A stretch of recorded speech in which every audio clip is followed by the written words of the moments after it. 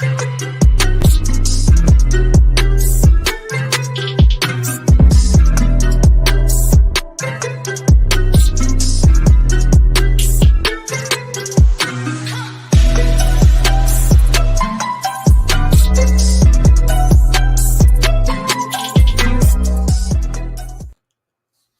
sir. Yes, sir.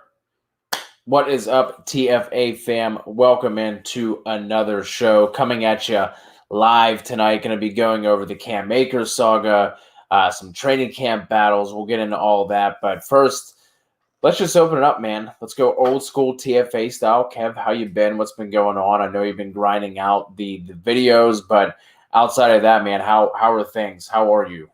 What's going on? I'm well. I'm well. That is true.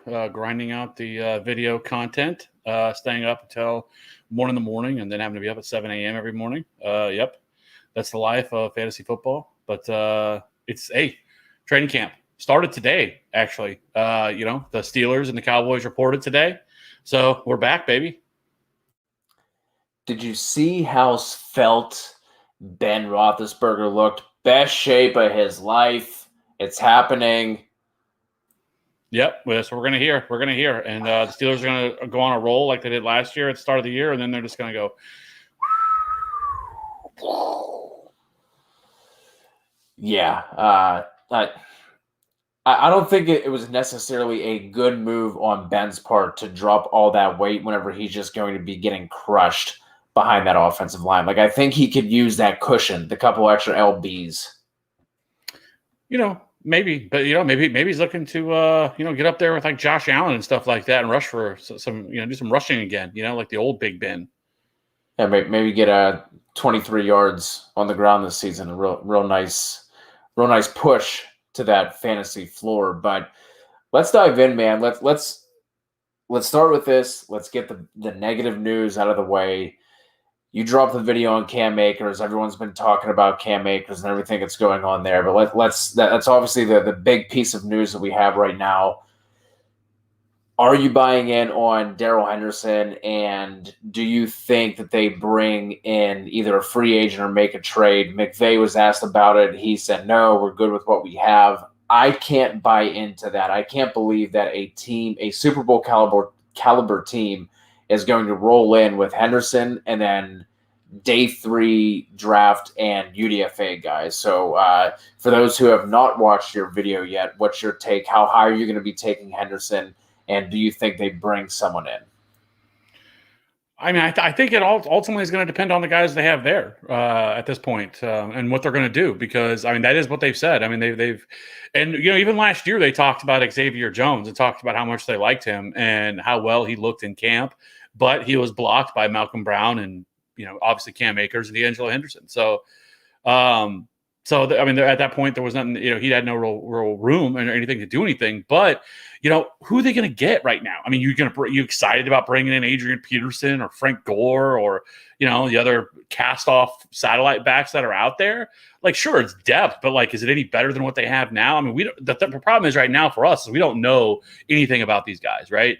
Right. We can there's a flavor for everybody. There's some people that are excited about Xavier Jones. There's some people that are hyped about Jake Funk. You have people that are excited about Raymond Calais, right? So we'll see, but not that you ever wanted to see, Cam Akers go down, but if it was going to happen, I guess it was better to happen before the season, before training camp. So they're going to be able to get the entire time to be able to evaluate these guys, see what they have in them, see if they, and they're going to get plenty of opportunity too in preseason games with the 3 preseason games they have here. And if one of them can really step up, it's possible that they don't go out and add anybody because, like I said, what are you going to do? Like, who are you bringing in, that's going to matter, that's going to have some impact on this team? There is nobody right now. Now it's possible with training camp cuts and maybe somebody surprise gets cut, or we see a Leonard Fournette type cut that we kind of weren't expecting. That's possible. Some people have floated out the idea of maybe Melvin Gordon. I don't think they're going to bring on that cap space. But now it's only a 1-year hit, so it's not that big of a deal. But at this point, though, do the Rams even have the space to be able to do something like that? And if they did, are they going to have to release somebody else to make that happen? And again, is Melvin Gordon really an upgrade? So I think they roll with Henderson. And with him, like I think that he's fine in the fourth round. If he goes any higher than that, which I could see him getting up to the third, I'd be out on that. Like there's a list of guys that I'm going to want that I want ahead of him, and if he starts going up against like Chris Carson and Miles Sanders and all those guys, like no thanks. I'd rather have those guys over Henderson. Like the thing is with Darrell Henderson, we've seen what he's done, right? We've seen it last year. Cam Akers was out. Right, he did have some. The 3 of the first 5 games he produced for sure. He had some nice fantasy performances, but he's not better than Cam Akers. But in this offense, a top 10 scoring offense, what this offense should be this year. I actually think this is actually better for Matthew Stafford, and I think that Matthew Stafford to the moon and these pass catchers this year, without Cam Akers.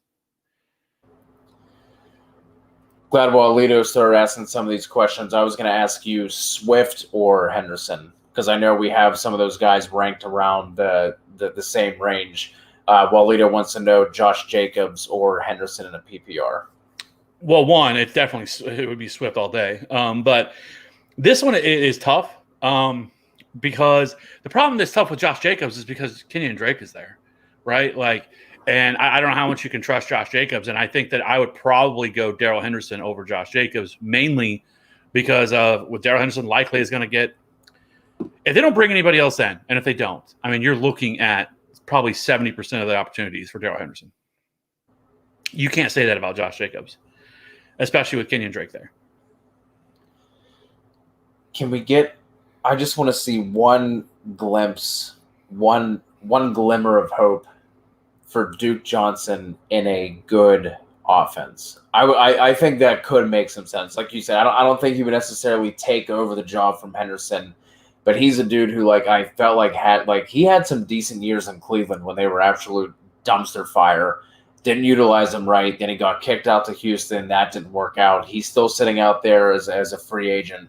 I would like to just for me, for selfish reasons, I would like to see Duke Johnson in a actual functional offense to see what he could do. But I mean, at this point, he's going to be 28, I think 27, 28 years old. So how much does he actually have left in the tank? But I would just like to see it for selfish reasons.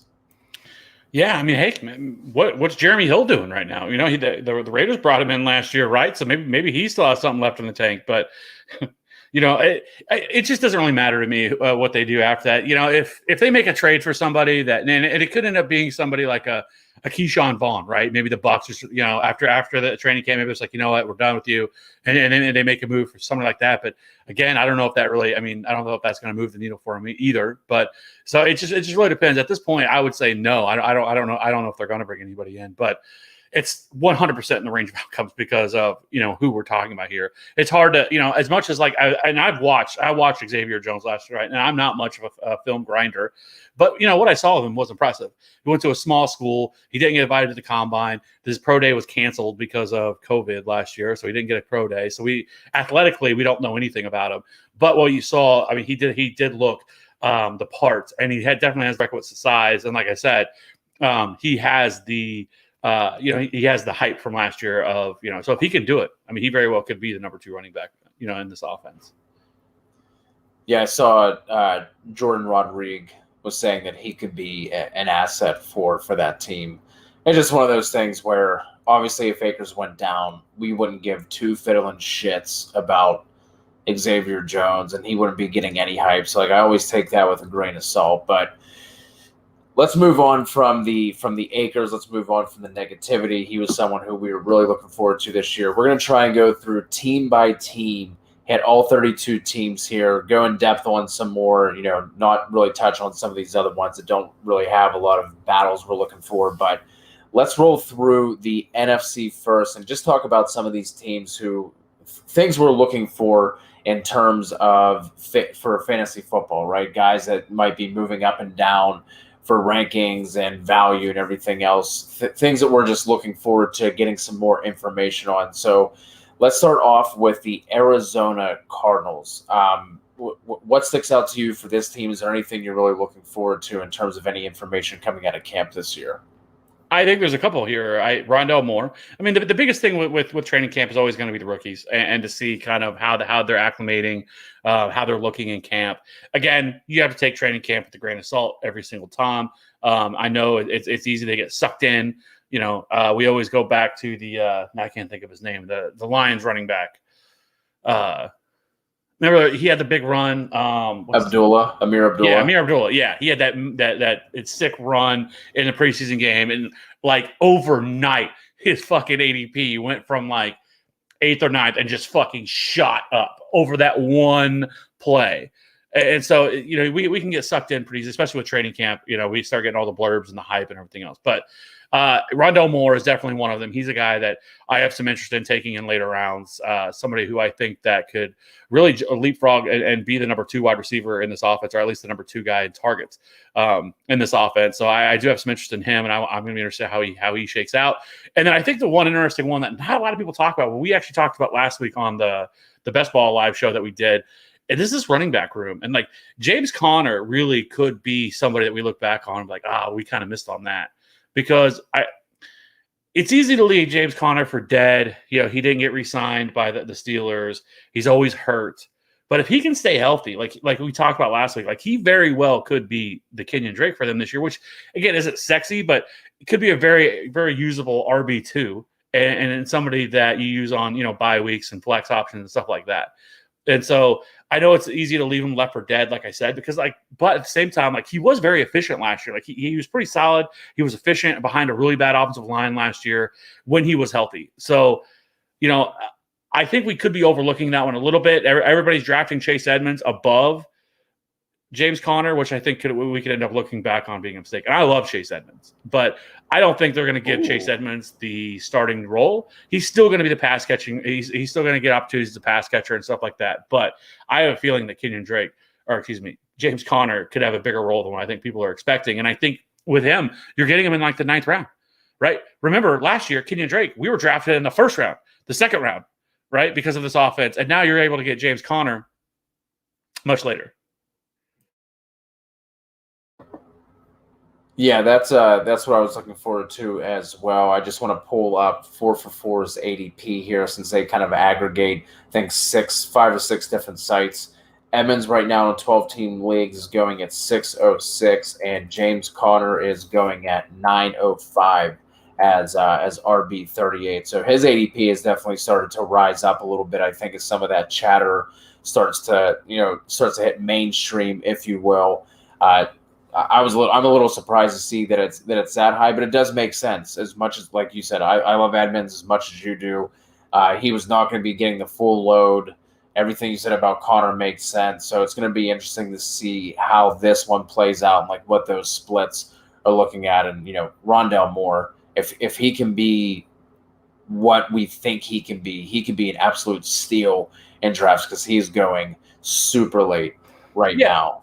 Well, and I think at least for year one, I think he could have kind of a rookie Tyreek Hill type role, right? Where they really do whatever they can to get him in space, use him out of the backfield and just get creative with him. And because he is one of the most dynamic athletes that we've seen come out in a long time, he has that, extremely rare breakout age, a lot like Bryan Edwards. And so I am excited to see how they use him. If they use him correctly, I think he could be somebody that, that it could at the very least, I think, have some flex appeal.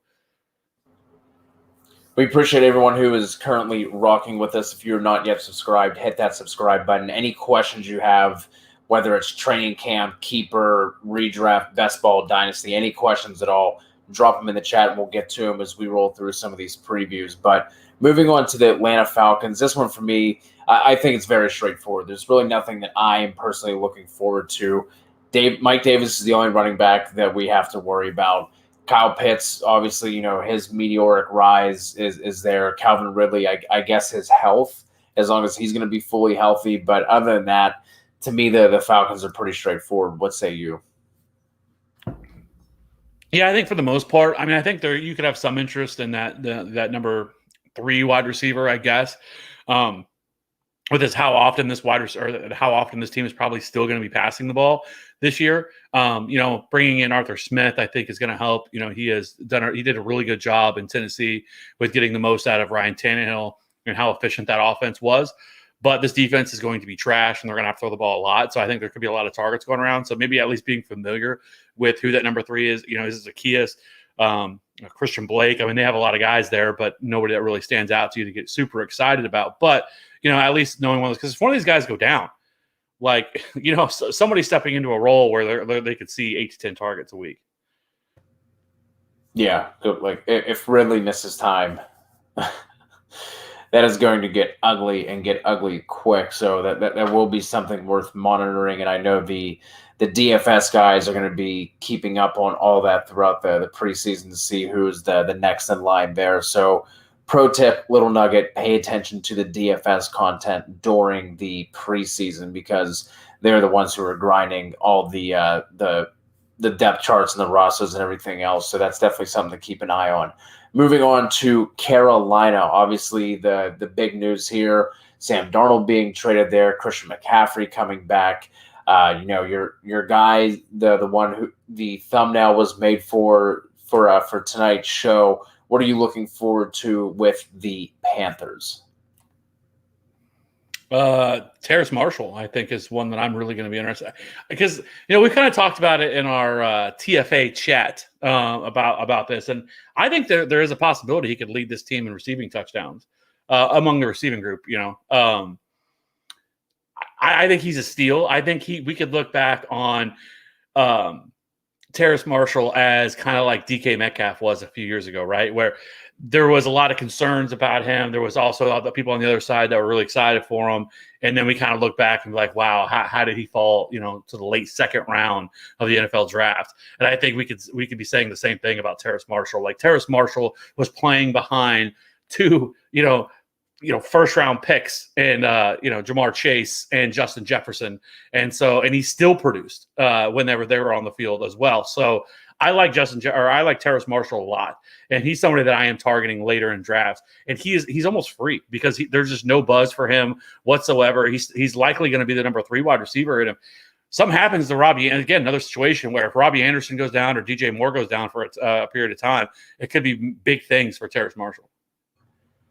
Yeah, and the fact that obviously the connection with Joe Brady and Terrace Marshall can absolutely help out as far as getting a rookie up to speed. He's already going to be used to that scheme and that offense they're running. Sullen Taylor joining us here on YouTube said likes Javian Hawkins as a sleeper. Yeah, I mean definitely someone to pay attention to. You absolutely don't have to draft him. Brings a different element. And like I said, after Mike Davis, you're looking at Quadri Olson, Cordarrelle Patterson. Javian Hawkins could definitely be a guy who, gets some run. But I think that is going to be more of if Mike Davis goes down, someone we're grabbing off of waivers, someone to definitely pay attention to throughout the preseason, but I don't think you have to draft him by any means. No, and I don't think he really has the size either. He's not going to be somebody that I think is going to step in and handle, the bulk of the opportunities in the backfield either. I think he could be more of a satellite back. I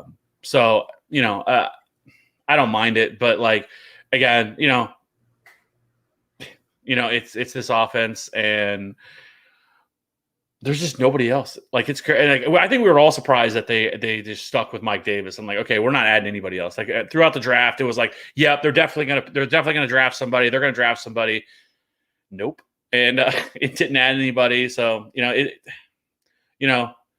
and in best ball, it's fine. Yeah, especially in the later rounds, stuff like that. Taking those shots on those guys who may end up, producing. I think is smart. Another guy that I like taking in best ball is.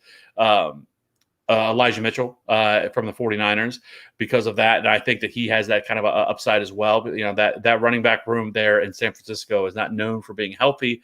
And and we'll probably talk about that when we get there, but that's another guy that I like taking a shot on. JJ Walsh rocking with us in the chat. Good to see JJ back in here. He is an OG to the TFA channel. While Lito has the question of which rookie wide receiver will be 2021 Justin Jefferson. Well, that's an interesting question because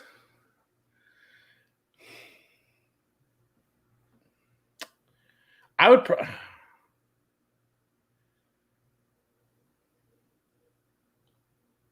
I don't know. I'm not there yet. Like, I think it'd be easy to say either Jamar Chase or Devontae Smith. They have the easiest path to touches, or the easiest path to targets, anyway. See, Rashad Bateman's interesting, but like you really have to believe that they're going to really open up the offense and throw the ball more than what they did last year. But I guess you could say the same thing technically about the Vikings. I mean, the Vikings are a run-first offense. I mean, they're not a team that goes out there and chucks the ball 40 times a game either. And Justin Jefferson was able to put up the numbers he did. So I do think Rashad Bateman is a very interesting name and somebody that I have no problem taking a shot on, in the double-digit rounds.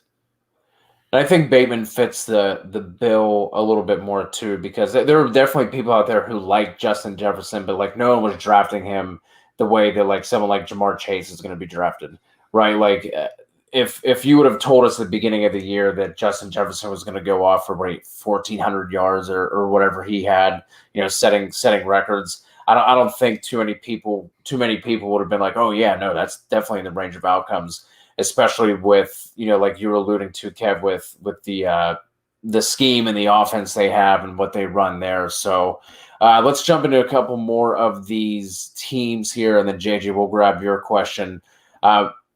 I will say if I'm going to put my name in the hat on someone who I think could be Justin Jefferson, I think it's Terrace Marshall. I think that would be my guy. Yeah, that can make sense. I mean, like you said, Jamar Chase is the easy one.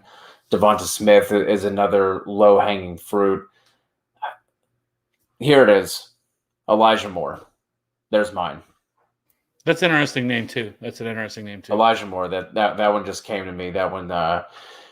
That's who I'm going to go with there. Walito. Top 15 rookies to take in draft. You got it, Curtis. We do have a rookie wide receiver video, but we can definitely group them all together. So we'll make a note of this. And hey, man, we're here for you. We're here for the people. If anyone else has any other recommendations, ideas on content they want to see, be sure to drop it. This is definitely something that we can get into. That's a good idea, Curtis. If you have yet to check out the wide receiver video, go check that one out, though. And this is likely the actual answer. That's probably not going to happen. I mean, that was such a historic type season for a rookie wide receiver to have. There's probably not going to be anybody that's going to put up 1,400 yards. Let's just, Yeah. So that is probably the correct take there, AK. Moving on to the Bears. Well, obviously, the big one here is Justin Fields coming in. I mean, Matt Nagy is saying that apparently it's not even a discussion. It's not even out there to be a thing. Andy Dalton is going to be the week 1 starter. End of discussion. Maybe is Nagy going to Nagy? I don't know. Obviously, we have Montgomery. We have A-Rob. Is there anything else that you're looking forward to with the Bears, Kev? One, I just got to say this.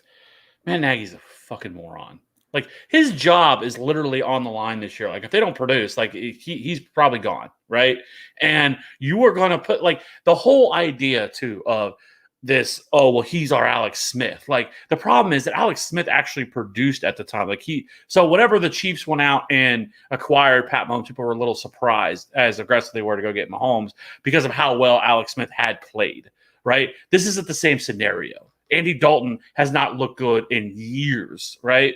And and so this is ridiculous. It's Justin Fields. Justin Fields should be starting from day one, right? You don't learn without doing it. And so, like, I would be floored if Justin Fields is not the starting quarterback of the Chicago Bears by week 4 at the absolute latest, because there's no reason that Andy Dalton should be their starting quarterback with Justin Fields sitting there. But I'm just saying. Like, that's ridiculous. But yes, I do like Darnell Mooney. I think that he is a solid guy that you're going to be able to get in the 11th, 12th round, somewhere right around there in your drafts. I wish Anthony Miller could become a thing. He's always flashed. We've always been like, oh, Anthony Miller. And he's still there, right? There was all those talks about him being traded. Yeah. Never happened. And he's still just chilling there. and he's flashed, and it's like they just hate Anthony Miller. I don't know what Anthony Miller's got on Matt Nagy. I don't know what happened there, but something, because he's always flashed, right? But they've just never committed to him to a full-time role and to really, take off. But I do like Darnell Mooney as the wide receiver 2 in this offense. Allen Robinson's still there. So I do like him. I think he is a solid pick in the later rounds. And I think, again, a guy you're going to probably want to play, a definite flex option guy. Yeah, the only other thing that I will add here to the Bears is looking for, how involved Cole Kmet is used. I think he could see a nice second-year bump, and with tight end being just the absolute wasteland that it is outside of like the top 6-7 names, I think Kmet could be an interesting late-round guy or someone we're looking for whenever all the waiver wire content starts coming out. And yeah, Montgomery, this is a David Montgomery friendly podcast here, Sullen. If you are new to the channel, we are Montgomery stands here as well. So there was a report also that was coming out saying that Cohen might not be ready for the beginning of the year with the injury that he had. The only thing that worries me is, as far as that goes, is Cohen should be / will be involved as a pass catcher whenever he is finally healthy. And obviously Montgomery had that role completely to himself last year. There was nobody else that was touching the ball in that backfield. So, and then Damian Williams, that one kind of seems to me as so Viper is worried with Damian Williams. That one to me is, hey, this guy knows the system. He knows the scheme. I don't think we would even be worried about Damian Williams if he wasn't with one of the most prolific offenses that we've seen. Like if Damian Williams was coming over from like Houston or something, like I don't think we would even be worrying or talking about Damian Williams. But hey, like we said, Nagy gonna Nagy. So like maybe he is used a little bit more than what we're thinking. But there was the blurb that came out of Nagy saying that he wants Montgomery to have 20 carries per game, which would not leave a lot of meat on the bone for anybody else getting carries, at least. Like I said, Cohen probably still involved as a pass catcher, but other than that, I think that kind of wraps up the Bears. Yeah, I mean, I don't know what Matt Nagy's fetish is with trying to be like the Chiefs, right? Let's just bring in all their backups. They bring in Damian Williams. They had Tyler Bray on the roster, which, if people don't know, used to be a Chiefs backup quarterback years ago.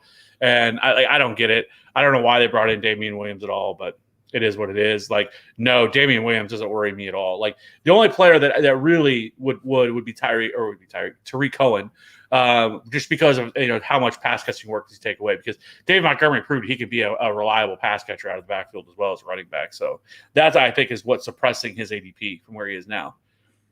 Yeah, and then just the absolute cake that he had at the end of the season that really, helped him out in terms of his production and kind of landed him where he finished last year. But going to start rolling through some of these Cowboys. Well, the thing I'm looking for here is the news came out today. Dak should be ready to go. He's going to be healthy.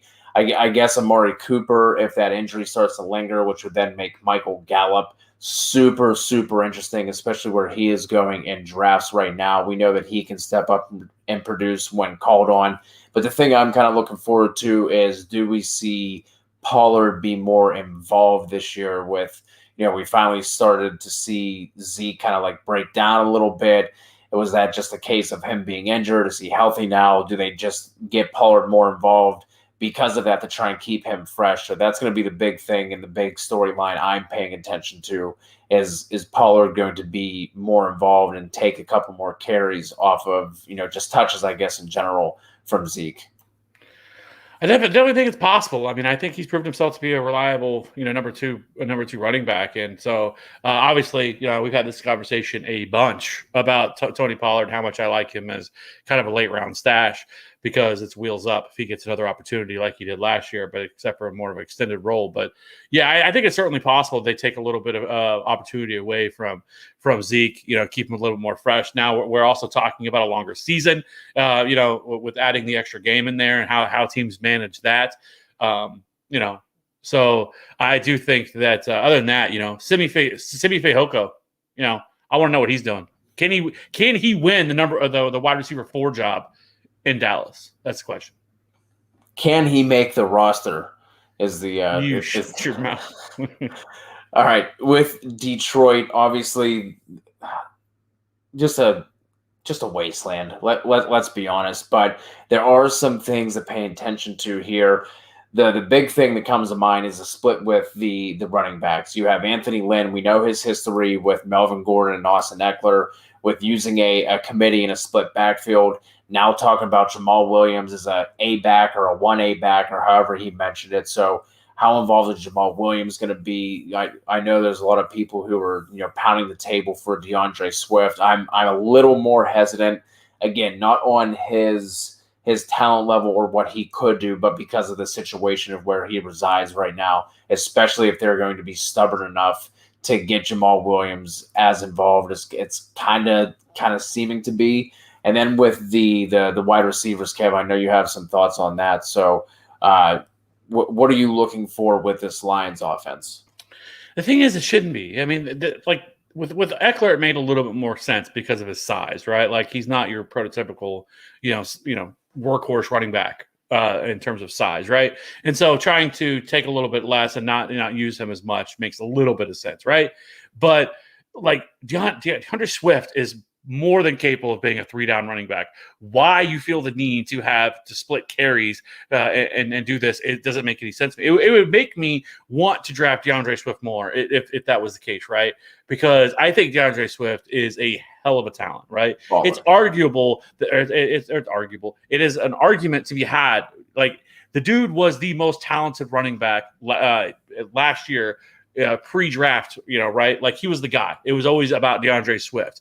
And then all of a sudden the season happened, the college football season happened, some things changed. He dropped down a little bit in terms of where people put him, right? But the dude is damn talented. And he should not be splitting a backfield with anybody. And that is my only concern with him. And that's why I just don't have him as high as some of these other guys. That's why I have him with J.K. Dobbins, another running back I love. But how much, the opportunity and everything there as well. So, yeah, I don't think it should, but, I don't know. And I think it's certainly possible that Jamal Williams plays like a Joshua Kelly type role. So, we'll see. But as far as the wide receivers go, like this is an interesting place to be because every one of their wide receivers are pretty much not even being drafted. And so, you have Rashad Perriman and Tyrell Williams and Amon-Ra St. Brown. If I was going to put my money on any of them to produce, I think it would be Tyrell Williams. He's the guy that's actually proven that he can actually do it, but it's just been a while since he's actually done it. But he also could end up being somebody that we look back on because, listen, as much as I hate Jared Goff, he has proven that he can support 2 wide receivers. Like he has done that throughout his entire career with Robert Woods and Cooper Kupp. And so, like, while I think TJ Hockenson is definitely the target leader in this offense and he's definitely the guy that you're going to want, I don't hate in like a 12-team league and higher, a 14, 16-team league, taking a shot on Tyrell Williams because, he could end up, having a little bit of a resurgence here, with being the guy. Like he really realistically could see 8 to 10 targets every single week. So, again, pulling up 444's ADP, Tyrell Williams, wide receiver 71 at 1805 in 12-team leagues, and Amon-Ra St. Brown at 1812. At wide receiver 72. So, like you said, just absolutely free. Take dart throws on those guys. And if they end up not working out and it's as bad as it seems like it's going to be, you cut them and you move on. JJ, I just realized we skipped your question earlier whenever you asked why are people so high on Jonathan Taylor. So, Kev, I'll let you take this one because you were the one who's been pumping the brakes the most on JT. Like I go back and forth with him because I see the path to a top 3 season for sure, right? He's certainly talented enough to be able to do it, but is he going to get the opportunity to do it? Because like we talked about with David Montgomery, a lot of his success last year came down the stretch and playing against terrible defenses and just kind of went on that crazy run. Where in the first half of the season, he legitimately looked lost. I was the one that said that that maybe he's a bust, right? Obviously, it didn't work out for me. I was wrong, but it is what it is. Like I can only talk about what's happening, in the moment, and that's exactly what was happening. But so with Jonathan Taylor, I think that top 3 running back is well within the range of opportunities for him. But I also think, Trent Richardson is what I called him. Actually, I think could he be the next Trent Richardson? That was it. That's what I called him. But at the same time, I think it wouldn't surprise me either if he maybe goes for, if he ends up being RB10, RB11 or something like that this year. And I think that's also in the range of possibilities for him. And that's why I have him where I have him. I don't feel like he's going to be a guy, though, that's going to burn me. Like if I don't draft him, I don't have any Jonathan Taylor this year. Like I don't think he's going to be a guy that's going to absolutely burn me. Like I don't think he has that, at least this year, that range of outcome where he could just go off this year. Like I don't see that for him either.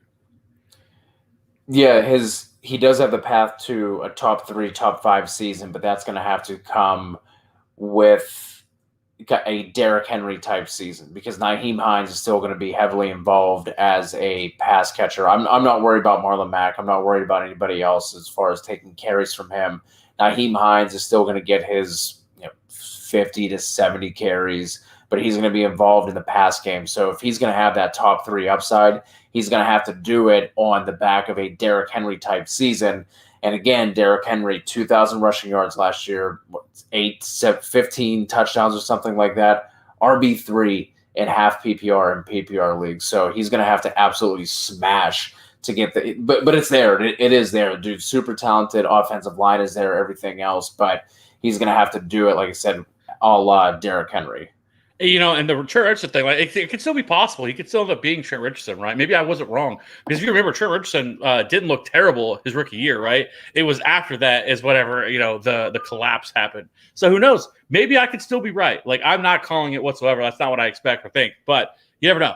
I'm just saying. So this one from Curtis, who's going to have the bigger year, T. Higgins or Jamar Chase? My money is on Jamar.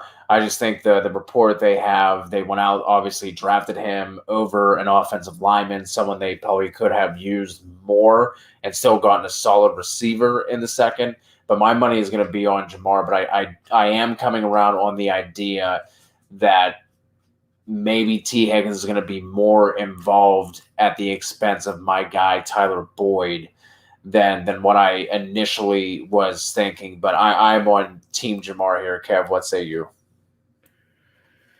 This one's tough. There's this part of me in the back of my head that's thinking that Jamar Chase is being overdrafted right now because as high as he's going, because he's still going 5th or 6th round, something like that, and that just seems too high for him. I mean, he's never done anything, and it really it does take 601. Yeah, that's what I thought. Okay, so right around the 6th round, and while I love this Bengals offense this year, but I also could see a path where they just kind of cannibalize each other this year and they kind of eat into each other's opportunities. You also have Joe Mixon, who's going to be involved in the passing game. And so while they don't have a tight end, so I do expect them to run a ton of 3 wide receiver sets. I just think it's going to be hard to predict on which weeks you should start Jamar Chase. I think you're going to have weeks where it is, where you have weeks that it's Fuller's week or it's or Higgins week, Fuller, T. Higgins week, or is it going to be Jamar Chase's week? Is it going to be Tyler Boyd's week? Auden Tate, no. But yeah, that's my only concern with him, and especially as high as he is going. Why take Jamar Chase whenever you could just take Devontae Smith a couple rounds later? Because Chase is better. We got Richenna rocking with us. Good to see these familiar faces rolling back into the chat. Love seeing this. It is redraft season. We are about to be in full effect, so I'm looking forward to seeing all of you guys joining us, guys and gals. Chase or Higgins in a slot to hurt Boyd? I don't think so. Boyd is a proven commodity in the slot. Will they move those guys around a little bit? Sure, but I don't think any of them are going to take meaningful snaps away. I think you have those 2 guys who are going to be absolute monsters on the outside, and Boyd's going to do his thing out of the slot. So let's go ahead and move on to where we at here. The Packers are up next. I mean, it's all about Aaron Rodgers, right? For me, there's really not much to go into because we don't know the answer to Aaron Rodgers, but he's going to be the key to this offense. And if he's not there, I mean, we're already seeing Devontae Adams start to slip. Aaron Jones is slipping as well. If he's not there and it's Jordan Love, I think those guys are going to fall even further. But it's all going to be on the back of him. I'm to the point now with where we're at. I feel pretty strong that Aaron Rodgers is going to be back this year. I think he's going to be the quarterback.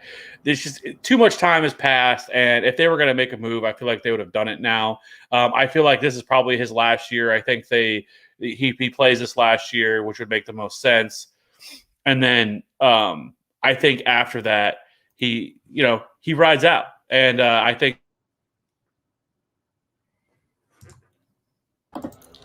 Look at this. He's trying to do too much, and he muted himself in the process. But if he comes back, you're getting a pretty good discount right now in best ball because a lot of these guys are slipping in drafts because of it.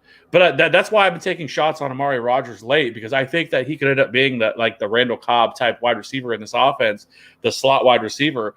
And so I'm liking taking some Amari Rodgers later in the draft.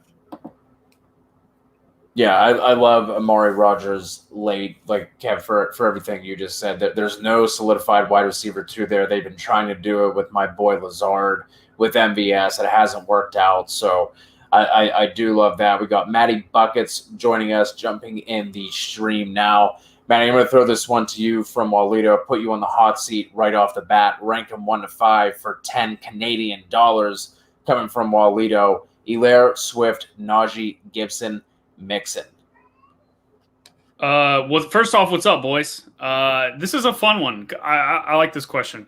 I'll go 1 Gibson, 2 CEH, 3 Najee, 4 Mixon. No, 4 Swift, 5 Mixon. Kev, how do you have it? Starting off poorly already. He's only been here for 30 seconds. One,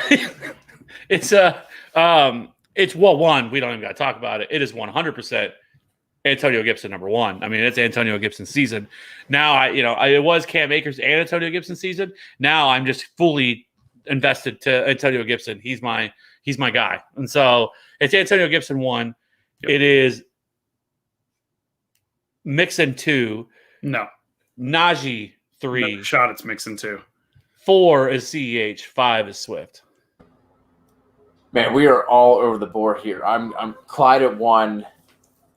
Mixon at 2, Gibson at 3, Najee, and then Swift. So why Mixon? Both of you guys need to sell me on Mixon because I am going to have 0 Mixon basically.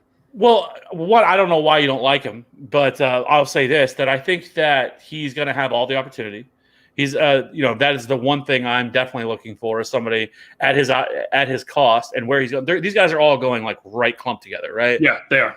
And so, like, he has 80. Like last year in the 6 games he played, he handled 80% of the opportunities out of the backfield, right?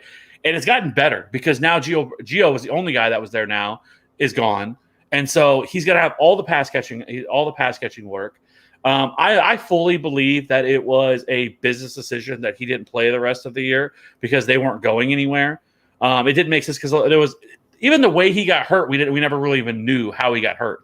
But I think people are recency bias themselves, talk themselves into off Joe Mixon because of him not working out.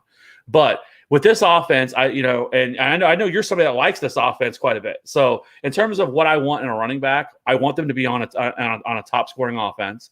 I want them to have all the opportunity, and I want them to have pass catching work, right? And a lot of these other guys, even Gibson, you could make an argument against, right, and talk about that. J.D. McKissick is there and had 110 targets. Do I think he's going to happen again this year? No, but I think that guy is there in his way. You have Clyde Edwards-Helaire, who they didn't commit to him as the full workhorse back like we thought he was going to. And as much as we may say Darrell Williams isn't going to be a thing or McKinnon, who they brought in, Jerick McKinnon, I wouldn't be surprised if those guys are going to get opportunity. Is he going to finally get third down opportunity work? Because he did not get utilized that much on third down in Clyde Edwards-Helaire. Swift, you have Jamal Williams there, who we just talked about. And as much as we think that Jamal Williams shouldn't be a factor, he's probably going to be a factor. And so it really, if you want to talk about just pure opportunity, it comes down to Najee and Mixon. Really, because both those guys have opportunities to touch the ball 78% of the opportunity. And that is very, very rare for any running back to have that kind of opportunity.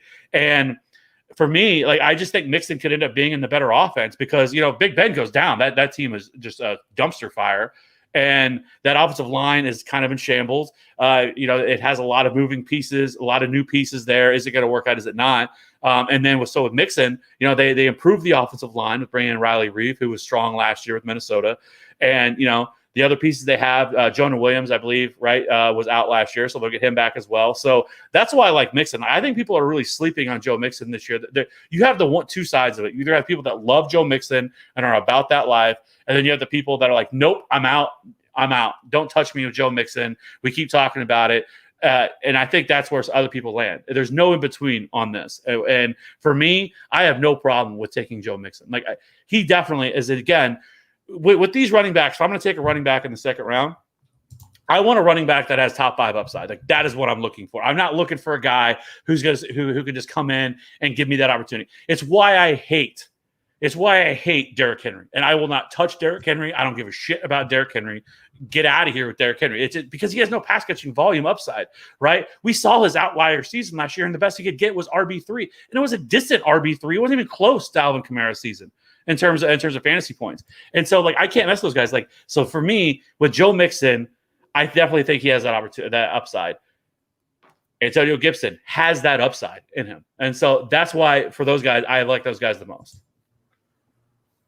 Yeah, I mean, I get the volume aspect. I guess my outlook on Cincinnati is that their offense is going to be what it is because they're trailing. They're playing from behind a lot, and they're just going to be forced to have a ton of, up-tempo passing volume. So that's why I'm on the pass game in Cincy.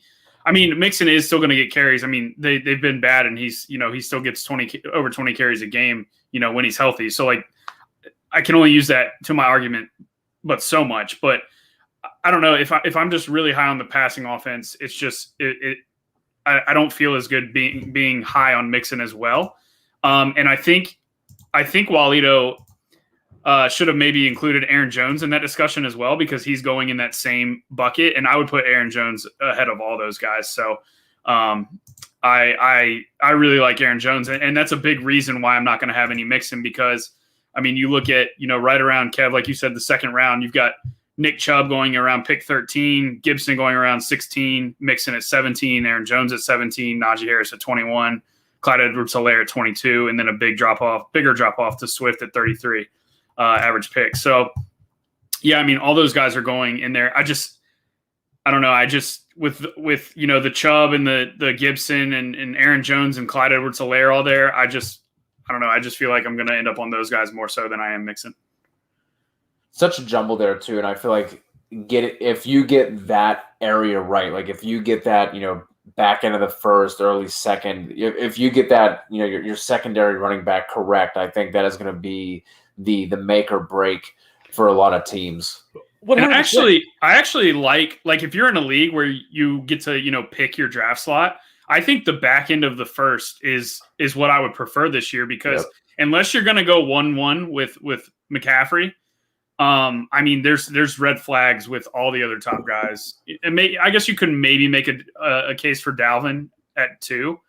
But I mean, Zeke's starting to get up there in age a little bit. I mean, he's going to be heavily involved in a good offense. Derrick Henry, we always have concerns about him.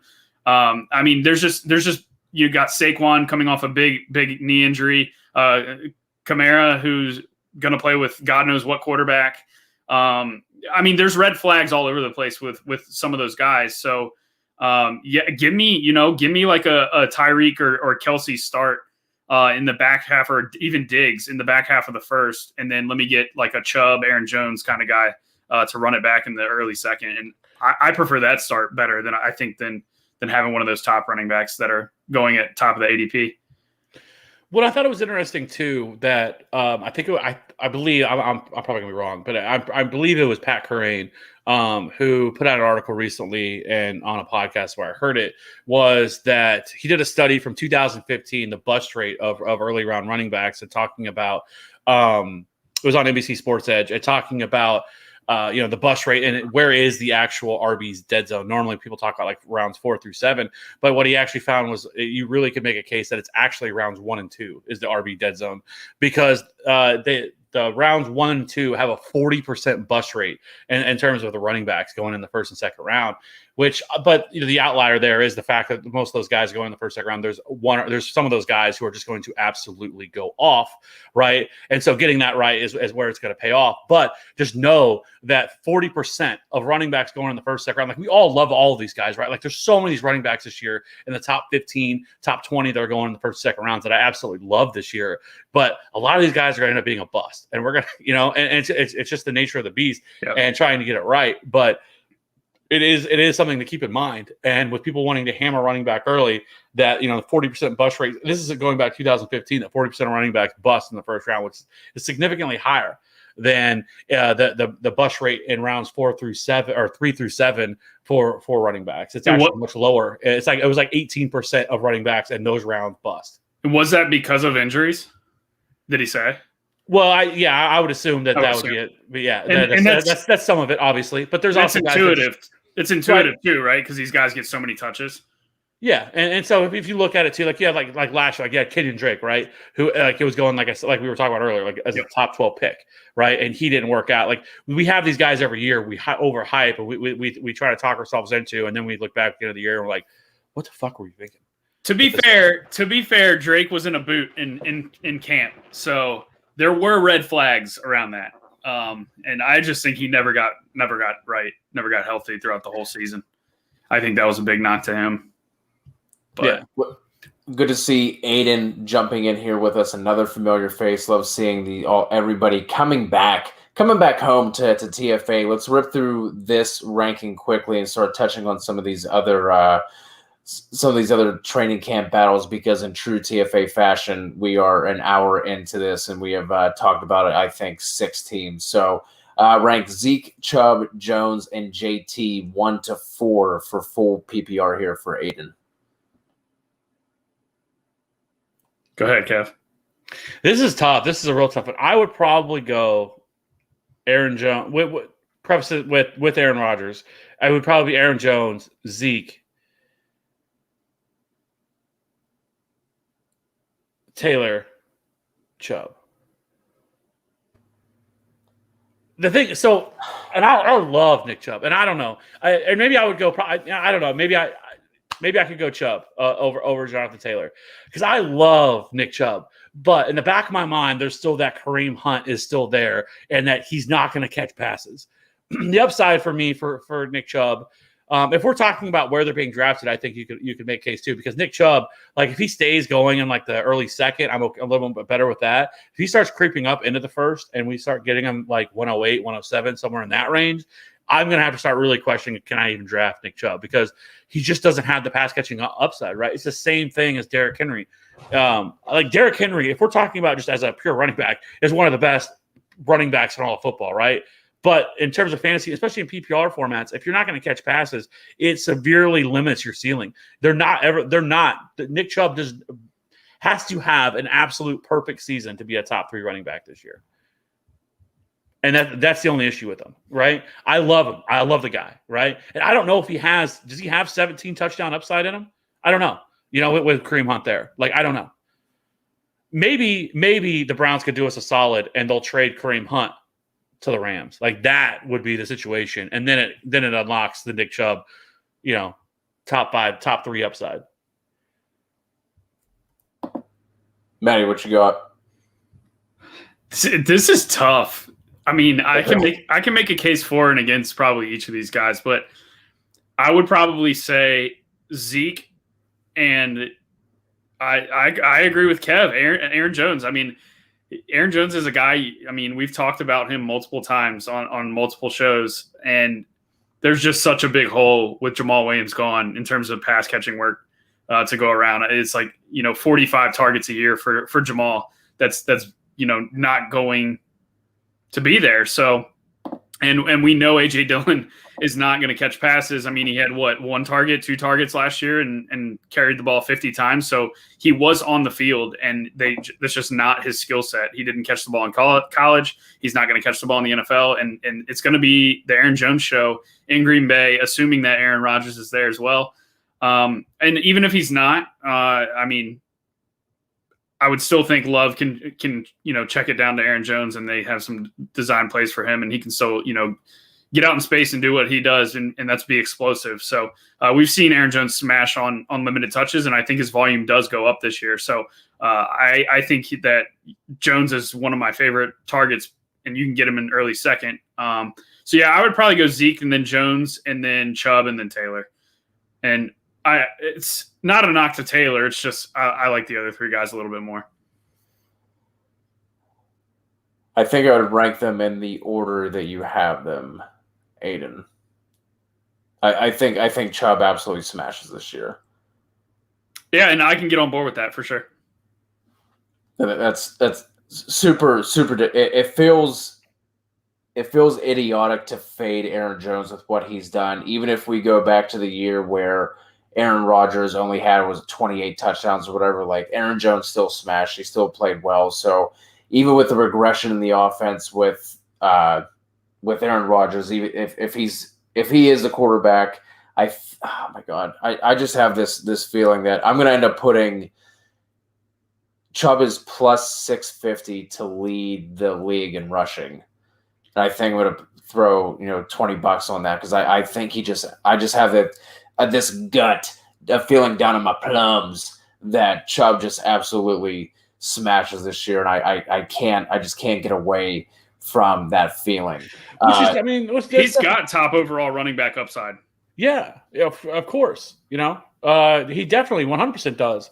It's just for me, if we're talking about full PPR, he can lead the league in rushing and still finishes RB6 or RB7. Like if the touchdowns aren't there, it's all the pass game. Yeah. If his pass game goes up, he will be RB1, 2, or 3.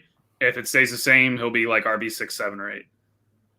Do we think Sam Darnold is the one to unlock DJ Moore? Every year we hear DJ Moore breakout, DJ Moore breakout. He gets the yards and the catches, but the touchdowns never come. Is Darnold going to be the guy to unlock that? So something that when I was looking into the Panthers, something that didn't make sense to me last year is Robbie Anderson was kind of used as the more underneath guy, yards after catch guy, and DJ Moore was being targeted down the field. I felt like those roles should be reversed. And unless those roles are reversed, I think that Robbie Anderson is going to be the guy to, and he's already got a rapport with Sam Darnold from New York. So, I need DJ Moore to be running the short yards after catch type routes for him to be fully unlocked in that offense. But I do think Darnold's an upgrade over Teddy Bridgewater. Oh, for sure. And for sure. I mean, it's like, and to say that he hasn't broken out. I mean, he had 1,200 receiving yards last year. I mean, 66 receptions, 1,200 receiving yards, but he only had the 4 touchdowns, which is what hurt him. But I mean, Teddy Bridgewater also is just Teddy Bridgewater. So, if Sam Darnold can, really the question is can Sam Darnold be unlocked? Can Sam Darnold look drastically better than he ever did with the Jets? With Adam Gase gone, can he kind of have a Ryan Tannehill type of resurgence in his career? Because if that's the case, then I am very, very much interested. I still like DJ Moore. I think DJ Moore is being a little bit undervalued because, like I said, the guy has produced. And you're right. Like I did never understand last year why they were using the two the way they were using. It didn't really make a lot of sense to me because DJ Moore is a yard after the catch monster. Like you want to get him the ball in space and allow him to do his thing because the guy just kills it there. But so I do like DJ Moore, and the big question is can Sam Darnold unlock him? But I will say this. I see the question. Do you guys have a Discord? I've been thinking about this lately. Like we have a Slack, right? But we don't ever use it. And so I was kind of thinking about like, should we? I know most people use Discord now. Like I think Slack's kind of dead. Discord's way better. And so I was kind of thinking maybe we should switch over to a Discord and start a Discord, and we could start it there and kind of open it up from there and just switch to Discord. I like Discord more personally. I don't know. People in the chat, let us know because most of our TFA OGs are right here. Let us know. Would you guys rather us start a Discord? If not, the link to our Slack, I did just drop it in if anyone wants to join the cricketing Slack that we have going on. Walito, I did see your question. I do want to jump into some of these some of these training camp battles real quick just to kind of get back on topic. We are leaving off. I think we've got 7 teams so far. Maddie, for the Minnesota Vikings, is there anything you're looking forward to in terms of just training camp news? Is there anything you're looking forward to out of there that's going to really change your mind on anything? I think they're pretty straightforward, but your thoughts on the Vikings? Yeah, not really. They're pretty straightforward. Jefferson and Thielen up at the top with the wide receivers.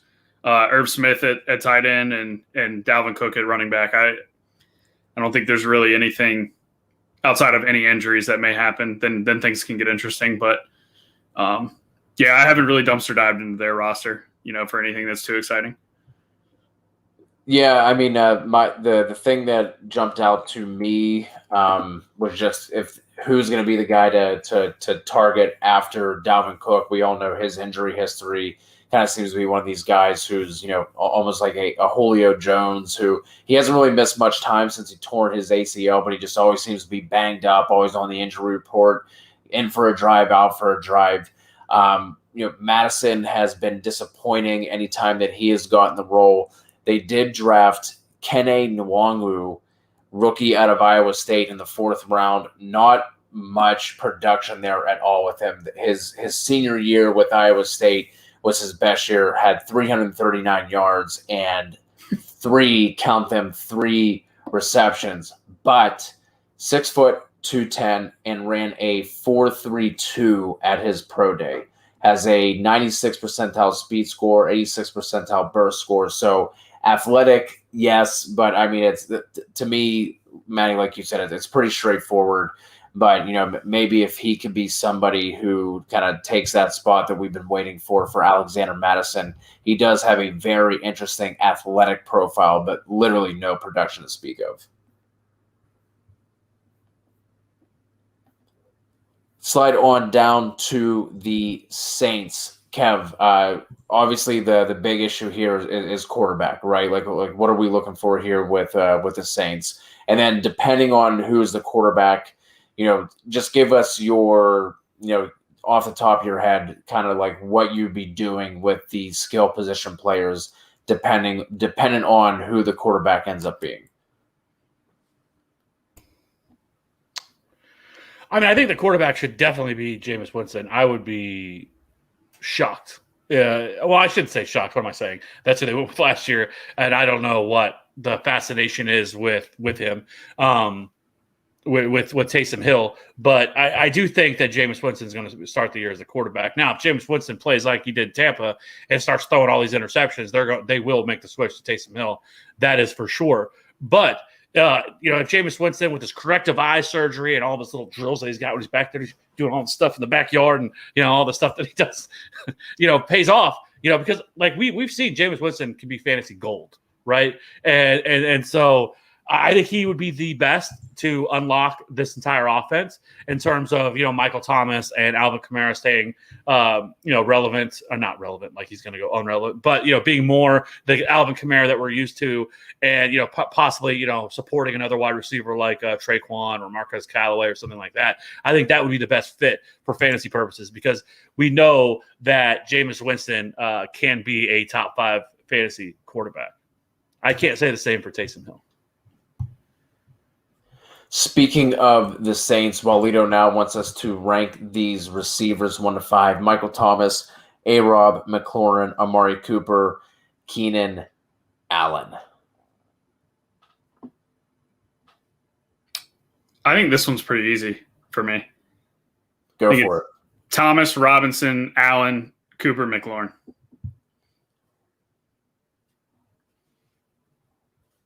Man. And Allen's Robinson and Allen are just like a swap 2-3. Like you can replace either of those 2-3, but I think MT can have a top 3 wide receiver year overall. Yeah, I think it would be for me. I think it would be Michael Thomas, Keenan Allen, Allen Robinson, Amari, McLaurin, then Amari. A-Rob at 1 for me. I think is going to finally be his top 3, top 4, top 5 year. whether it's Dalton or once Fields gets in there, I think that is going to unlock him this He's year. He's going to crush. Yeah. That's why I have him over Allen, barely, but yeah, he's so good. McLaurin's going to be last for me. A-Rob's going to be first. McLaurin's going to be last. And then,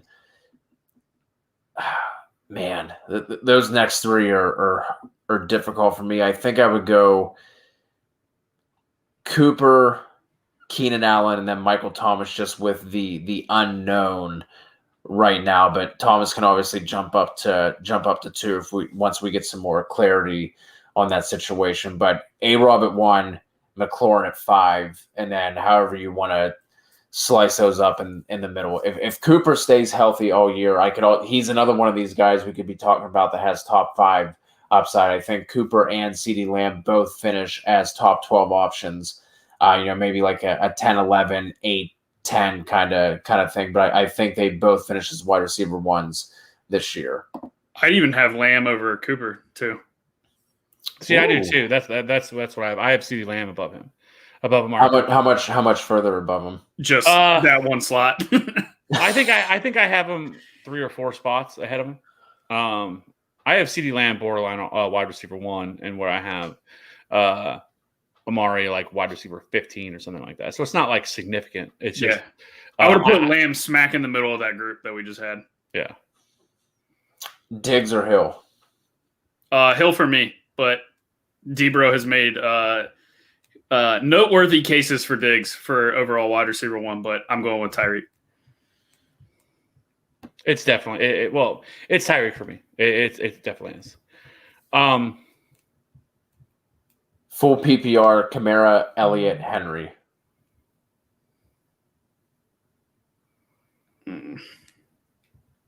Oh, this is simple. This is easy for me. It's 100% Kamara and then Elliott. Yeah, I think it's in the order it's listed. And then Henry.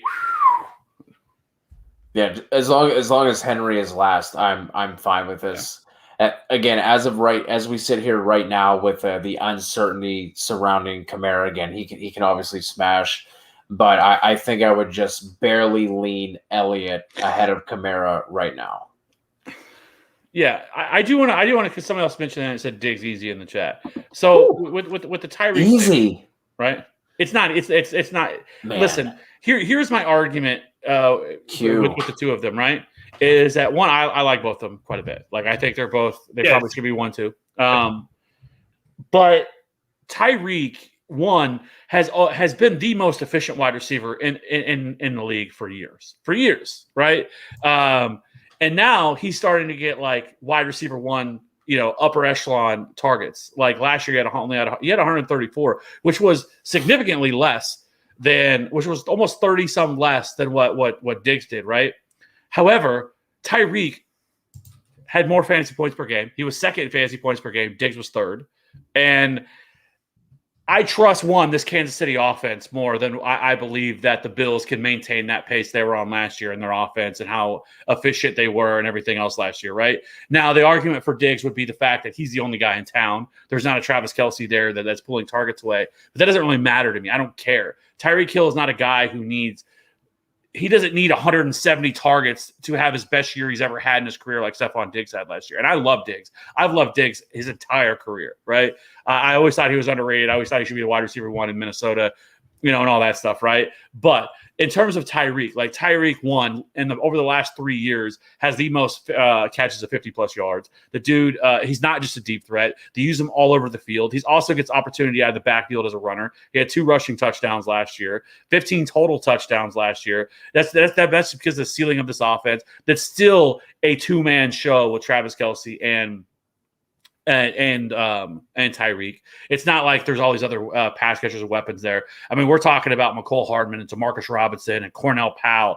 It could possibly be the wide receiver 2 on this team. So, and not to mention the fact that Tyreek only played in 15 games last year. He missed the final year or week of the season because they rest their starters, right? And so, like, he probably would have ended up with like 145 targets, so not as much. And he likely would have finished as the wide receiver 1 had that happened. right? We all remember Stephon Diggs had that monster Week 16 game that won people, fantasy championships and killed or kicked you out. Either way you want to look at it. But in terms of Tyreek, like the other thing with Tyreek has always been his boom or bust potential, right? It was either he was going to get you 40 or he would get you like 8, right? Well, that's changed. Like last year, he was so much more consistent, but he's still giving you those 40, 45, 50-point games. Like that's still there for him, like he had against Tampa Bay. But he's become much more consistent where he's getting you on his other weeks. He's still getting you 15, 16 fantasy points. Last year, 11 of his 15 games he played in, he was a wide receiver 2 or better. And 7 of those, he was a wide receiver 1 or better in those games. Diggs, I think, only had 6 of those. So he was behind him there as well. So while, yes, Diggs is definitely going to get more targets than Tyreek Hill is, unless something happens to Travis Kelce, I will take the efficiency, the known offense of the Kansas City Chiefs, and the explosiveness of Tyreek Hill over Stephon Diggs. And that's my case for him. Yeah, I'm right there with you. Mine's pretty straight to the point. If you look at full PPR last year, in his 15 games, he only had 2 games below 15 fantasy points. And without looking, where do you guys think he ranked in red zone targets for both wide receivers and tight ends across the entire NFL? Diggs? Or no, not Diggs. Tyreek. I believe he had 19, right? He had 23, which it includes plays where there was callback for penalty. So, but that's still a play where there would have been a target, so it counts. But among them as well, because I would say he probably finished somewhere in like the low, like 15 range. Because I believe he was 9th among all wide receivers last year in red zone targets. On my list, he's 4th in the NFL. He had 23. Tied with Thielen for 23, behind Adams, who had 32, Waller, who had 27, Ridley, who had 26. And then you've got Diggs, who had 22. So he was 1 ahead of Diggs, played 1 week less than Diggs, had 2 weeks under 15 fantasy points, has Patrick Mahomes throwing him the football, is the fastest guy on the planet. It's Tyreek for me. Yeah, Tyreek for me as well. Carson, Jacobs, Monty, Sanders, 1 to 4 here for Aiden. I will have it Carson, Sanders, Monty, Jacobs. Same. Monty, Carson, Jacobs, Sanders. Sorry, Sanders, Jacobs. Okay. That's we can live with that. Let's try and rattle off the NFC here. Looking at the New York Giants, obviously the Saquon is a big story here. Is he gonna be ready for Week 1? Is he gonna be eased in? And then obviously with Kenny Golladay joining the fold. But is there anything else you guys are looking forward to with the Giants? And Kev, you are not allowed to talk about Daniel Jones because we do not have that kind of time.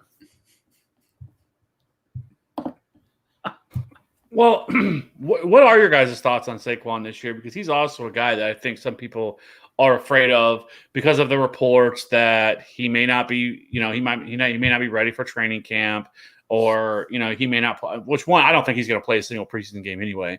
But that they're going to ease him in to start the season, and all this other bullshit that we've been hearing about this situation, or Devontae Booker is going to have some big role over, in this offense, which I don't buy either. But what are your guys' thoughts on Saquon this year? Are you guys hesitant to take him early? Yeah, because it really is an unknown, and I don't know. I guess I just don't really know what to expect out of that offense. I mean, they've got a million wide receivers that they're going to rotate in and out, I would think. They brought in John Ross. They've got Sterling Shepard still.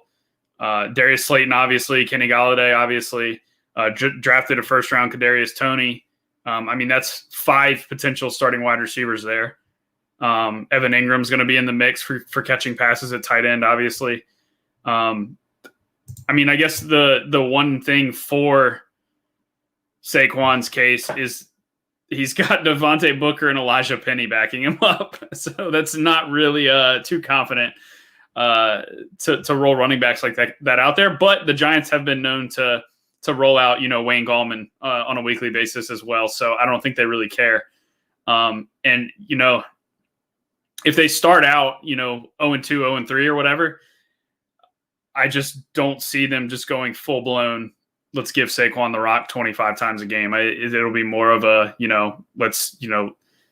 let's continue to manage him and keep him in the 15 to 18 touch range. The Giants they're just blah. Like I've gotten really no clue how to project them, to be honest. Especially with Jason Garrett calling plays. Well, yes, first of all, Viper, I see your fucking Avi that you got there with the Eagles in there. So it doesn't surprise me that you don't like Daniel Jones, okay? So miss me on that there, Philly guy, okay? Are we sure that's not Tom's burner account anyway? Anyway, I'm not worried about Saquon at all. Like, I hope people are down on him and allows me to, if I pick at third, fourth, fifth, and people are going to be down on him and he's going to fall to me there, I will take him all day. He is still. Are you going to take him? Are you going to take him over Kamara and Zeke? Oh, yeah. That's like the decision you have to make. I've been doing it consistently. I mean, I've taken my best ball portfolio. I think I might have like 80% Saquon because every time I get like pick 2, 3, 4, and he's always there. And so I'm like, I'm taking him. I have no problem taking him at 2. The only player that I'm not taking him ahead of is Christian McCaffrey. Like Chris McCaffrey, I'm locking him in. He's at 1. But past that, like I can't pass up on Saquon. When Saquon's healthy, Saquon is the best running back in all of football in terms of just really talent. Yeah. Right. Like he is an absolute freak. And so I cannot pass up on that. I think that he's going to be fine. We've seen the hype videos of him out on the field cutting and doing all this stuff and looking like his legs look or his ankles look like my thighs. Like I don't know how somebody can be built the way that he's built. He's just built different. But I'm just not worried about it. I know a lot of people are going to be concerned about that, especially coming off an injury. I think we could be saying like an Adrian Peterson type year where Adrian Peterson, had that injury and then came back 6 months later and then just crushed. I'm not worried about Saquon this year. I will bet on that upside, and that's the type of ceiling that he has, like he showed his rookie year. Shout out to Aiden coming through with the super chat. We really appreciate it. We also appreciate any subs and likes as well. If you do not have the Canadian cash to roll through with the super chat the way that Walito and Aiden have been tonight. So we really do appreciate that. Appreciate it, Aiden. I think that $6.99 is like more than because more than Walito's ever given, because the Canadian dollar is like what, like 10 cents to the $1 or something like that. Well, this is also Canadian. Oh, I didn't see the CA. Didn't even see. Oh, yeah.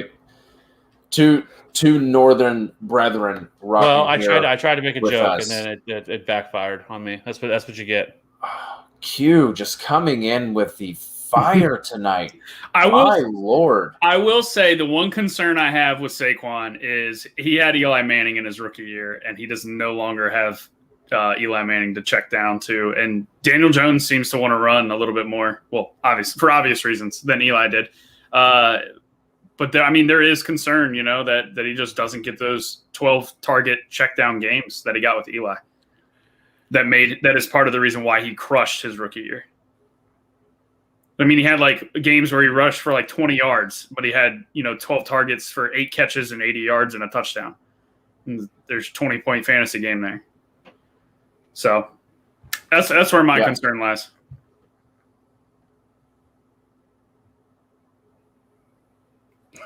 D joke. I'm gonna start calling them Danny jokes. Dick jokes was where I was thinking with that one. I would much rather refer to Danny Dimes as Dick jokes from now on. So we appreciate you, Viper, for coming through with that. And then also looking at that avatar, let's move on to the Eagles. What are we looking here for from the Eagles? For me, it is the health of the offensive line, and then obviously the big thing is Hurts and the receivers. But is there anything specifically you guys looking for out of Philly?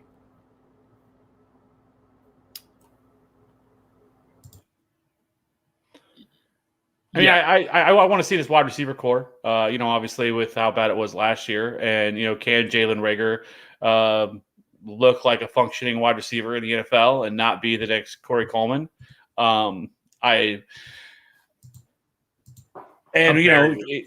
Is Devontae Smith going to, pay off his draft capital? But, I mean, right now, if you look at Devontae Smith, you have, he's going, 8th round, something like 7th, 8th round. So I don't mind, taking a shot on him there because I think there's a real chance that he leads his team in targets this year.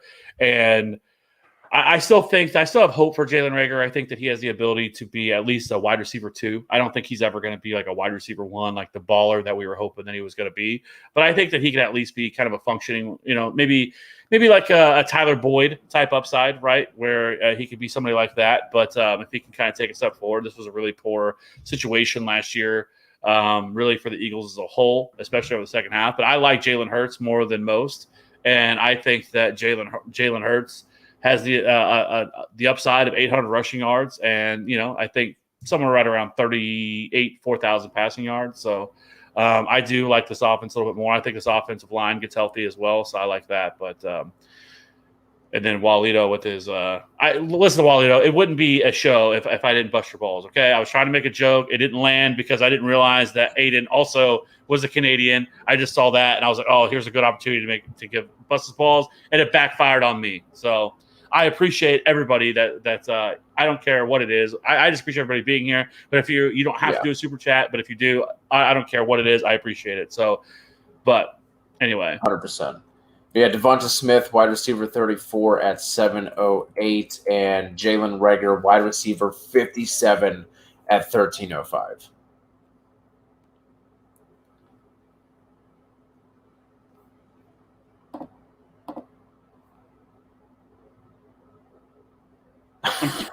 I'm excited for that running back room in preseason DFS too, because I think Kenny Gainwell can win people some money. Yeah, I do like Gainwell as a late round guy. The guy had like 60 targets in 2019 in college. Yeah, that is absurd. I can't believe he fell to where he fell in the draft. To be honest, do you think it's because he sat out a year? That has to be the only thing, right? Like he fits today's NFL. I mean, super explosive. You can move him. He ran in a the slot around there. Yeah. You guys like Woods or Kupp? Kupp, I think, can be a top 5 wide receiver this year. I prefer Woods. I just think he has the. It wouldn't surprise me if Kupp was the more steady of them, but still have a higher ceiling. I don't think he's just going to be a 10-point per week kind of guy. Like I think he has a ceiling too, but I think Woods, with the way he can be utilized more as like a Marvin Jones-ish, and Kupp to kind of be a Golden Tate kind of player. I like Woods with his downfield ability a little bit more, but they're super close. Whenever we did the live best ball, Debro snagged both of them back to back. I remember seeing that and just like being like, damn, 3rd, 4th round, I think, or 4th, 5th. Or I guess it would have been 5th, 6th, but it's Kupp for me. I'm not telling you, I love Cooper Kupp this year. I think he's being undervalued. Going in the 5th round, I think it's just a little bit too late for him, and almost a full round discount between the two of them. So it's definitely Kupp for me. Yeah, that Akers injury is going to make things really, really interesting for Stafford. Let's go ahead and move on to the 49ers. Obviously here, quarterback and running backs. Let's throw this out because of those things being the pretty clear cut things for the Niners. How early would Lance have to start for you to want to target him in redraft leagues? Like week 3 or 4? Yeah, because if you're drafting him, yeah. Like he's gonna get dropped, right? So here's because Lance has such a wide range of outcomes, because I think there's a chance Lance doesn't play at all this year. Because Jimmy Garoppolo, I mean, go back a few years ago when they went to the Super Bowl, like he's proven that he can, if everything's going right with the weapons they have with Ayuk and George Kittle and Deebo Samuel, and like it's possible that Jimmy Garoppolo could end up having like a Alex Smith type season where he's productive and productive enough. This team's winning. The defense is back and healthy, and that this team is hitting on all cylinders. And they're not just going to pull Jimmy Garoppolo just to pull him, right? And so like it's possible that we don't see Trey Lance at all this year. Like that is 100% in the range of outcome. But it's also possible as well that either Jimmy Garoppolo gets hurt like he seems to do most years, or he struggles and they end up making the change, because it's going to be really hard for them to stay away from him, because as when you have a backup quarterback, like I remember it here in Kansas City. I mean, even when the Chiefs were winning every week, there was people every week like, man, we should, why isn't Mahomes playing? Why isn't Mahomes playing? I was one of them every single week over Alex Smith. And so like, it's how it's going to be there. But like, there's just so many different range of outcomes. Like I can't, unless we get more of a firm grasp and we get like a kind of a, if you remember back Russell Wilson's rookie year, where Russell Wilson wasn't expected to start, and then he played so well in the preseason, there was no way that you just couldn't play him. If that's what happens, then I think it's a possibility that he starts, week one. But I would put it at I will not be drafting any Trey Lance in redraft, because I just don't think it's there unless something changes dramatically and we get a feel that he's going to play. Because if not, I think that people are just going to drop him if they do draft him, and then you can pick him up later. And Matty, do you have any thoughts on this running back room? We have Alito talking about he likes drafting Mostert because of the value. Viper likes grabbing Gallman in deep leagues because of Mostert's injury history. Any thoughts on this running back room just in general? I like Trey Sermon, the guy they took in the third round. I think he's going to see work right away. And yeah, he kind of fits, what that offense wants to do. I mean, he's probably not going to be the main pass catcher, I wouldn't think. That probably sticks with Mostert. But I mean, Sermon is capable of catching passes. So it will be interesting. That is something that I am looking forward to see how those guys rotate.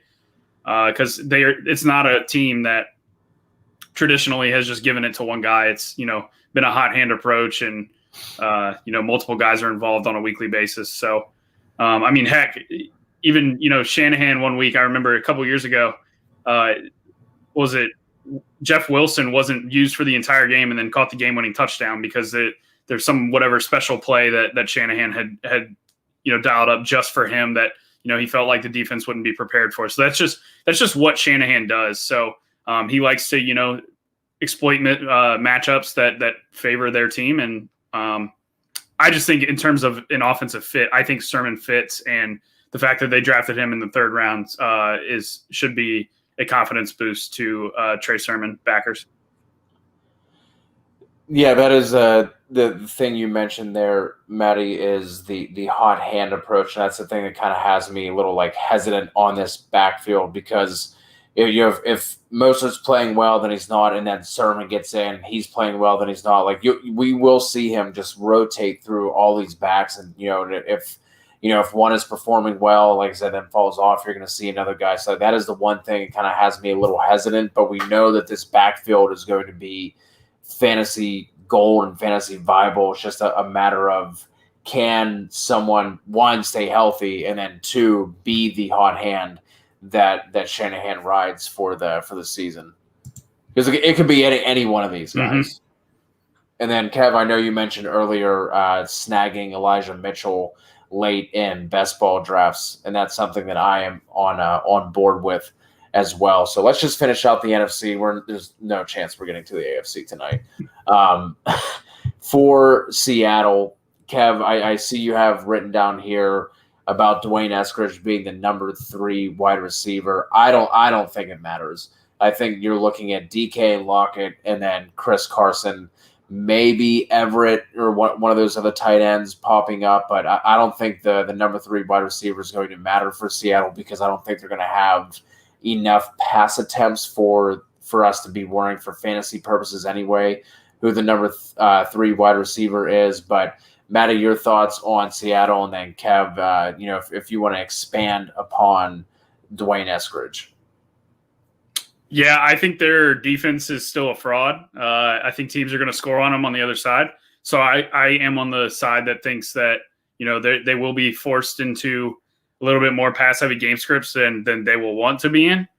And I mean, Russell Wilson last year on the first half of the season was on a nuclear pace. I mean, the guy would have just broken records if he continued to produce at that rate. But then the second half of the year, it's just like he forgot how to play quarterback, and they couldn't figure out how to protect him in the pocket, and he was just like almost running for his life. And yeah, Schottenheimer. Yeah, it's. I mean, I think the sky's the limit for Seattle. They don't really have running backs outside of Chris Carson.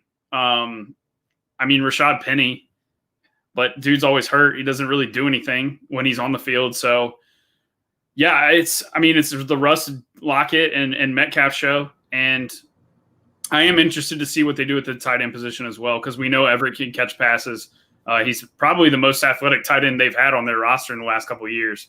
I mean, they're still going to have Disley out there, who suffered an injury, last year. So, yeah, I'm curious what the tight end outlook looks like, because we've seen Russell Wilson throw a ton of touchdowns to the tight end position too. So, but yeah, Eskridge, I'll let Kev talk about him, but yeah, he should see a ton of playing time. Well, I mean, he's going to be the number two. He was drafted in the second round, and I think he's going to be I do think he's going to be the number 3 wide receiver. And there was some talk about, and I've talked about this multiple times now, but that basically, like Tyler Lockett basically talked about it after the year, that they felt like the offense, the wide receivers, the players felt like that teams had figured them out, and that's why they shut them down, and they never made any adjustments. They didn't try to change anything, and the defenses kind of knew what was coming, and so that is what shut them down. And then there's been other talk about like Eskridge, or why they drafted him where they drafted him, because they felt like he could kind of allow them to play him in the slot and kind of be that Doug Baldwin type player, and he plays more in the slot, and then have Metcalf and Lockett on the outside, and it could really kind of unlock this entire offense. Then they go out and bring in Sean McVay, disciple, and Shane Waldron, and this offense, I think they're gonna have to do something, because one, we saw this offseason how upset Russ was, and in the situation, there was the talks about wanting to be traded and everything else, and they're kind of telling us in a way what they want to do. I mean, bringing in Gerald Everett, and then bringing in Dwayne Eskridge in the second round, with drafting him there, and with having DK Metcalf, Tyler Lockett, like this offense is kind of designed and built to be a pass first offense, and and bringing in the offensive coordinators they brought in. So I think this offense could end up being one that we look back on and kind of being a sneaky value, because as of right now, Tyler Lockett's going in the 6th. I mean, Dwayne Eskridge is completely undrafted guy, but if anything happens to one of these the top 2 guys, I mean, the offense right now does definitely roll right through DK Metcalf and Tyler Lockett. But Dwayne Eskridge could be, lined up. David Moore. We kind of always wanted him to be a thing there for a while. That never happened. And so I don't mind Dwayne Eskridge. Like, he's not somebody you're not going to draft him. I mean, there's no reason to draft Dwayne Eskridge whatsoever, unless something happens, an injury happens preseason to one of those two. But for me, I think one thing that's really smart if you play as a redraft, is knowing who these guys are before something happens, right? And being aware of these situations and stuff like that. Because let's say you just jump in at the very end and you're jumping right for your draft, and you're one of those people that just picks up a magazine or starts doing a little research before, and you have no idea who all these other guys, especially these rookies and everything else, who as of when the season starts probably aren't going to be relevant. But as the season rolls on, to understand actually who these players are and what type of player they're, I think there's some value there in knowing these guys. And like I said, knowing who Dwayne Eskridge is and what his skill set brings, if something were to happen, to go out and make that pickup or make that move, I think is smart. Another thing is, we are on the Eskridge talk right now. He did have a toe injury, and he missed all of the rookie mini camps. So that is definitely something to pay attention to with training camp unfolding. Last 2 here for the NFC, we have Tampa and Washington. Obviously, with Tampa, it's all about the running backs, right? Like right now, both Rojo and Fournette are going off pretty late. They added Gio Bernard as well. I think as soon as we if you're drafting in best ball now, that is when you're getting the value. And whenever they're falling to me, the way I'm typically treating it is kind of how we treated the New England backfield for several years. Whoever's the cheapest, that's who I'll take. Because as soon as one of these guys is named the guy, which is what Arians was alluding to a couple weeks ago, and kind of figuring that out with camp, they're going to shoot up draft boards. So with you guys with Tampa Bay, is there anything else that you are looking forward to, or is it mainly just the running backs? I mean, this team's so straightforward that the pass catchers, obviously the quarterback, there's nothing to really talk about there. The tight ends, nothing to really talk about there. And then with the running backs, I just don't want any part of any of them. I just think that it's going to be a committee approach all year. It's kind of how we saw it last year. I don't think it's going to change this year. And now with adding Gio Bernard, I think he could be more involved in the third down process. And then I think you could see Leonard Fournette and Ronald Jones just rotating in and out. And so, no thanks. I don't, unless an injury happens to one of those top two guys, I don't want any part of these running backs whatsoever. I will say, go ahead. I was just going to say, I wish Tampa Bay would trade Tyler Johnson to another team, because I think that kid's a stud.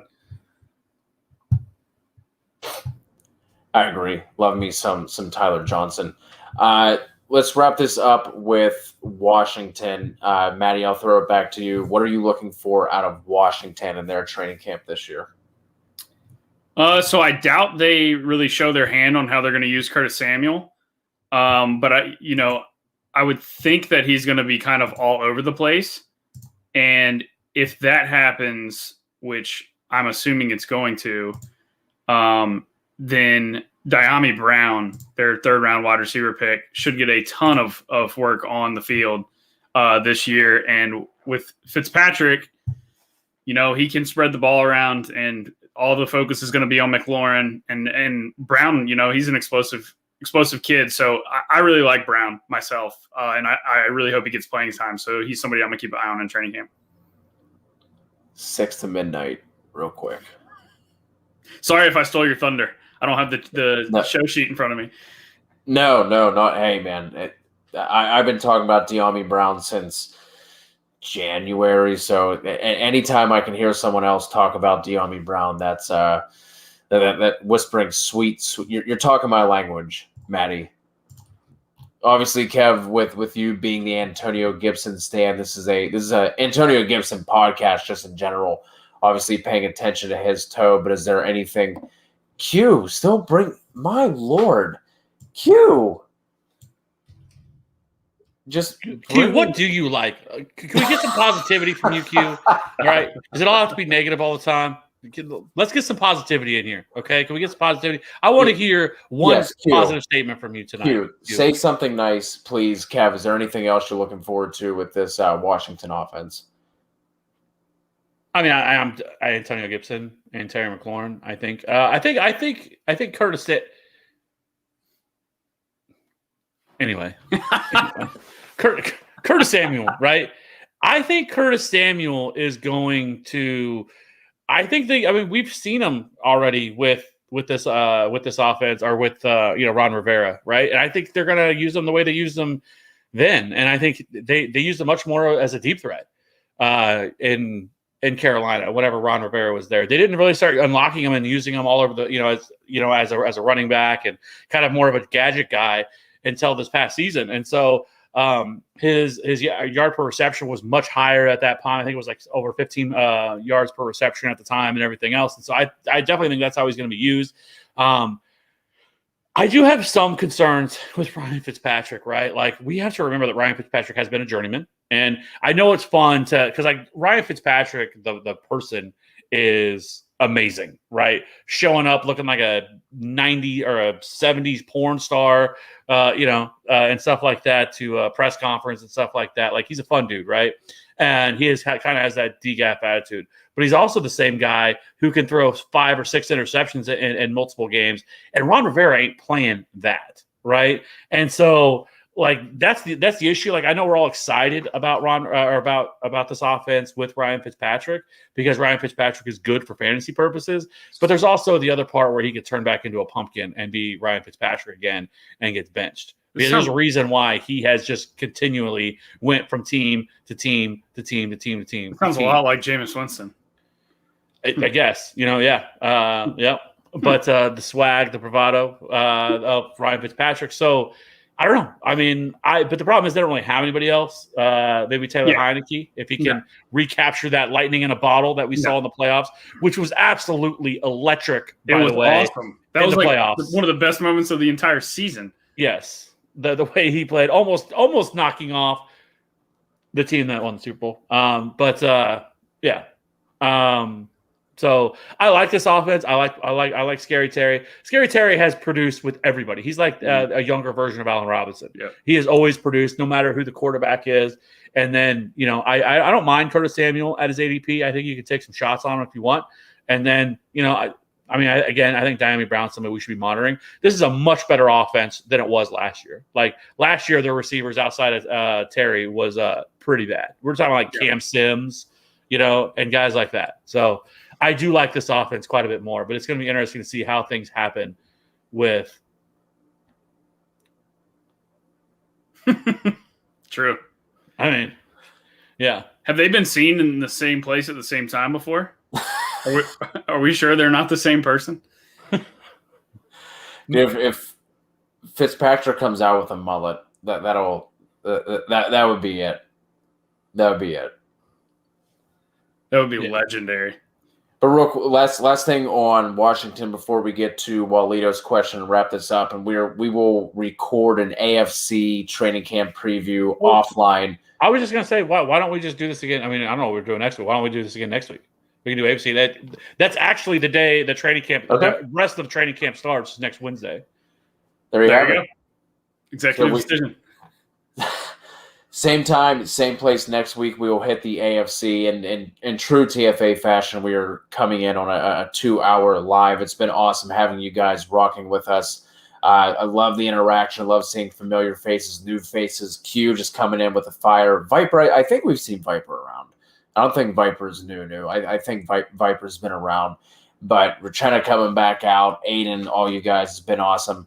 But real quick on Washington, are you guys going to be interested in Logan Thomas at all this season? Because I'm kind of so in general, I want one of the top 5 guys just for tight end purposes in general. But I think Logan Thomas is being pushed up tight end draft boards for kind of what he did last year, and I don't think he's going to have that same role with the additions they brought in. Exactly what I was going to say.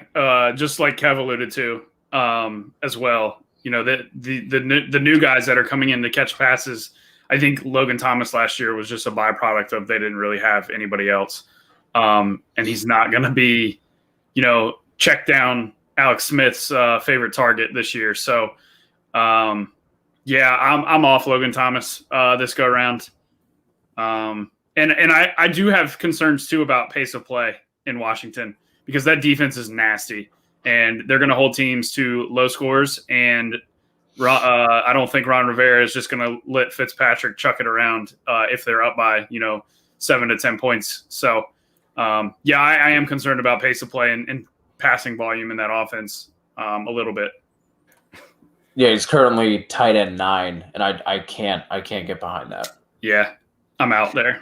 No, I mean literally every year, I think you can go back and as far as I can remember, I was thinking about this today. Like every year, there is a tight end that gains steam and comes through every single year. That's usually like 10th, 11th, 12th round tight end, right? And that this year it's Adam Troutman. Like that's who that is for me. Like Adam Troutman is this year a guy that I think is going to absolutely break out and have a top 5 type season.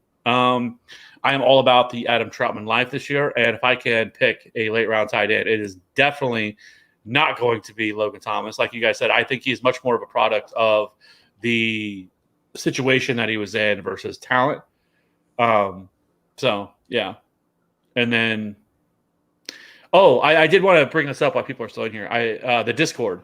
If it sounds like everybody's on board with it, I will start a Discord and I will drop it in, because you just invite only, or not invite only, right? You can just drop a link and everyone can join, right? I'm not as familiar with Discord. Is that correct?